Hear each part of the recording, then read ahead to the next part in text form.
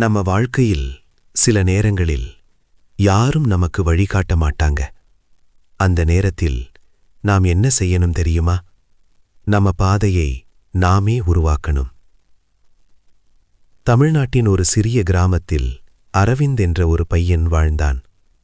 அவன் ஒரு சாதாரண குடும்பம். ஆனா அவன் கனவுகள் மட்டும் சாதாரணமில்லை. அவை வானத்தை தொடும் அளவுக்கு பெரியது. நான் ஒரு நாள் பெரிய ஆளாகணும் என்று அவன் அடிக்கடி சொல்வான். ஆனா அவனை சுற்றியிருந்த மக்கள் அவனோட கனவுகளை கேட்டு சிரித்தார்கள். நீயா? இது உன்னால முடியாது. அந்த வார்த்தைகள் அவனோட மனசுக்குள் ஆழமாக விழுந்தது. 12ஆம் வகுப்பு முடிந்ததும் வாழ்க்கை அவனை சோதிக்க ஆரம்பித்தது. பணம் இல்லை. மேல் படிப்பு அன்சர்டன்.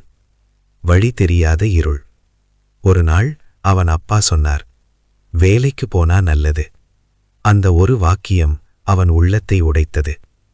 அவன் கனவுகளும் அவன் நிலைமையும் ஒரே நேரத்தில் போராட ஆரம்பிச்சது. ஆனா அந்த இரவு அவன் தனியாக அமர்ந்திருந்தான். அவன் கண்களில் கண்ணீர், ஆனா மனசுக்குள் ஒரு தீ. அவன் மெதுவாக சொன்னான், என் வாழ்க்கையை நான் தான் மாற்றணும். அடுத்த நாள் முதல் அவன் வாழ்க்கை மாற ஆரம்பிச்சது. காலை வேலை, இரவு படிப்பு. ஒரு சின்ன ஹோட்டலில் வேலை பார்த்தான். சோர்வுடன் இருந்தாலும் அவன் கனவுகளை விடவில்லை. சில நாட்கள் தோல்வி, சில நாட்கள் கஷ்டம், சில நாட்கள் இது வேண்டாம்னு தோன்றும். ஆனா அவன் ஒருபோதும் நிற்கவில்லை. ஏன்னா அவன் தெரிஞ்சிருந்தது, நிற்கிறவங்க தான் தோல்வி அடைவாங்க. ஒரு நாள் அந்த ஹோட்டலுக்கு வந்த ஒரு மேனேஜர் அவனை கவனித்தார். அவனோட உழைப்பும் அவனோட நேர்மையும். அவர் சொன்னார், உனக்கு ஒரு சான்ஸ் கொடுக்கிறேன்.